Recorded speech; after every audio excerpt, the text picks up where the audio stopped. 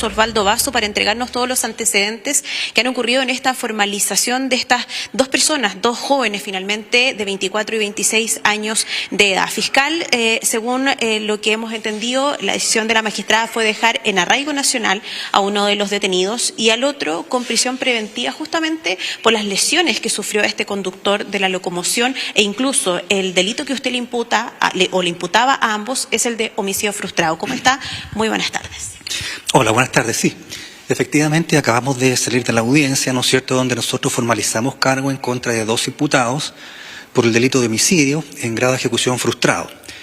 Esta teoría fue acogida por el tribunal respecto de uno de ellos, quien fue el que activamente participó y prolongadamente en la golpiza que le propinó a una víctima de 62 años, con golpes de pies y puños, preferentemente en el cráneo, muchos golpes, una agresión de manera brutal.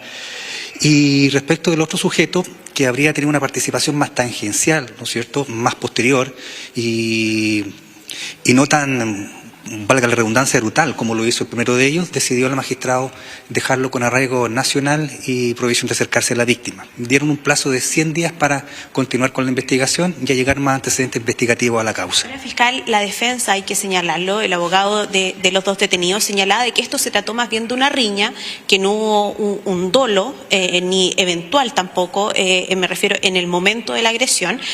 Señalan de que hubo una discusión previa y más allá de una discusión quiere decir que estos tipos de fricciones que se generan entre los conductores. Sin embargo, usted ya lo decía, la magistrada consideró que en el caso de quien propina la golpiza y que se ve así en los registros que usted incluso en la misma audiencia lo demuestra, tiene que ver finalmente con esta medida cautelar que se le impone a uno de ellos.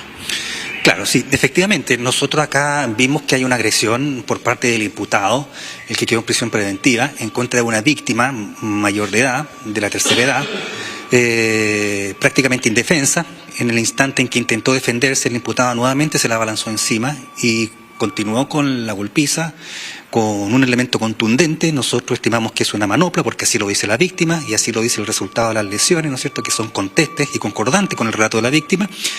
Y en ningún caso, ni este imputado que quedó preso, ni el otro imputado que quedó con arraigo y prohibición de acercarse a la víctima, resultaron lesionados. No se ve ninguna agresión física de parte de la víctima hacia estos otros dos individuos. Lo que sí se puede apreciar en uno de los videos es que un tercero va en ayuda de la víctima para intentar sacar de encima al imputado que quedó en prisión preventiva para que no siguiera agrediendo a la víctima. Eso es lo que se aprecia.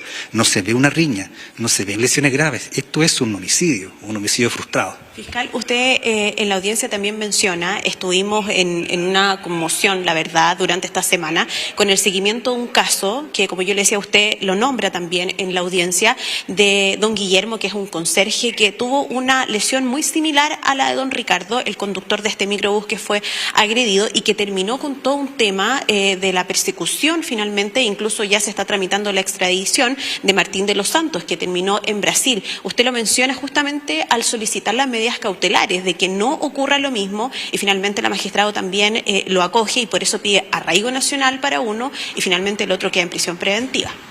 Claro, sí, lo que nosotros hicimos fue pedir la prisión preventiva respecto de ambos, solamente que la magistrada acogió nuestra petición parcialmente y a uno lo dejó bajo esa cautelar y a otro con cautelares de menor intensidad. Claramente la idea es evitar que el imputado se abstraiga de los actos del proceso, que no venga a las audiencias o que huya del país. Por esa razón también la magistrada impuso ese tipo de medidas cautelares. Y ese argumento se hizo cuando se solicitó la prisión preventiva por peligro para la seguridad de la sociedad, peligro para la seguridad de la víctima, y cuando la pedimos por la fuga, ahí claro, utilizamos este tipo de argumentos para tratar de evitar que suceda lo que sucedió en aquel caso, respecto del cual mayor antecedentes no manejo. Muchas gracias, fiscal. Le agradecemos a Osvaldo Basso, quien es fiscal jefe de Villa Alemana. Bueno, la verdad es que esta situación, toda esta agresión fue difundida en los últimos días porque ya lo mencionábamos con el fiscal, finalmente generó mucha conmoción lo que pasó con don Guillermo en la región metropolitana, este conserje, y que días después o semanas después ocurre algo muy similar con unas agresiones y unas lesiones físicas finalmente muy similares que vivió este conductor de la locomoción pública pública. Hay que señalar de que no es, algo que no se ve en la calle habitualmente, esta fricción, estos collereos incluso que se le llaman coloquialmente entre conductores de microbuses y también entre conductores de la locomoción del transporte público, pero también entre particulares, que es lo que ocurre en este caso. Pero muy distinto, y así lo ha señalado la magistrada, es llegar a este punto, a este tipo de lesiones que no son leves y que son graves, y hablamos de fracturas. Conversamos incluso con don Ricardo Acuña, quien fue la víctima en este caso. Los invito a que pasemos a escuchar precisamente sus declaraciones que nos dio en exclusiva a Canal 13. No fue una discusión. Los tipos estos me siguieron, me cruzaron su camioneta en reiteradas ocasiones, haciendo frenazos bruscos, yo con pasajero, porque era mi primera hora de bajada.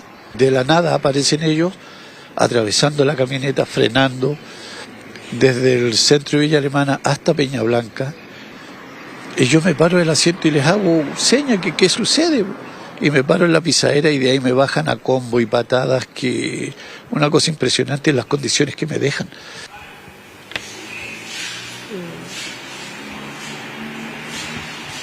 Bueno, la verdad es que también hay que señalar, minutos antes del fiscal conversamos con el abogado defensor de estos dos detenidos, que finalmente uno de ellos queda en prisión preventiva y el otro con esta medida cautelar de arraigo nacional.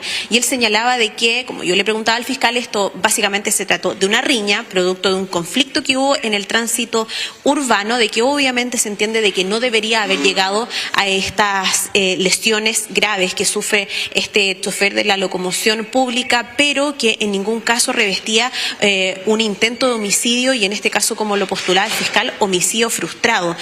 Obviamente todo esto va a tener que ser materia de la investigación, porque la declaración de ambos detenidos dice de que el conductor, don Ricardo, sí, te doy el pase inmediato, habría bajado del microbús con un fierro que incluso ellos le quitan, pero la verdad es que esta no está acreditado, al menos en los videos que se mostró en la audiencia, pero tiene que ser materia de investigación en estos 100 días que se dio como plazo. Ahora sí te escucho. Claro que sí, 100 días de investigación, impactante la imagen de don Ricardo Acuña y también durante su declaración, pero ¿el fiscal confirmó el uso de manopla o no finalmente?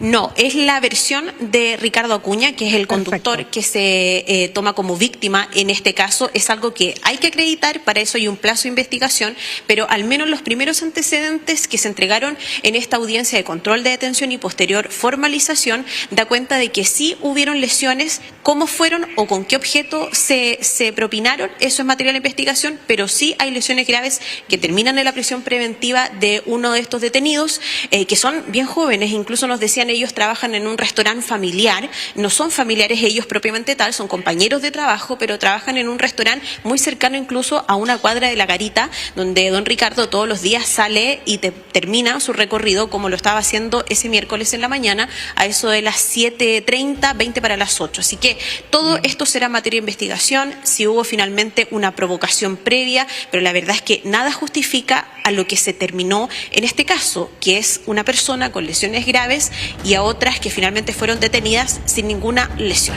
Claro que sí, Catalina Leiva ahí con ese completísimo informe desde Villa Alemana contándonos lo que ocurrió entonces con esta historia donde el protagonista es Ricardo Acuña, y ustedes ahí podían escuchar su relato y bueno, toda la investigación que conlleva y las medidas finalmente adoptadas por la justicia. Que estés muy bien, Catalina, y seguimos en contacto.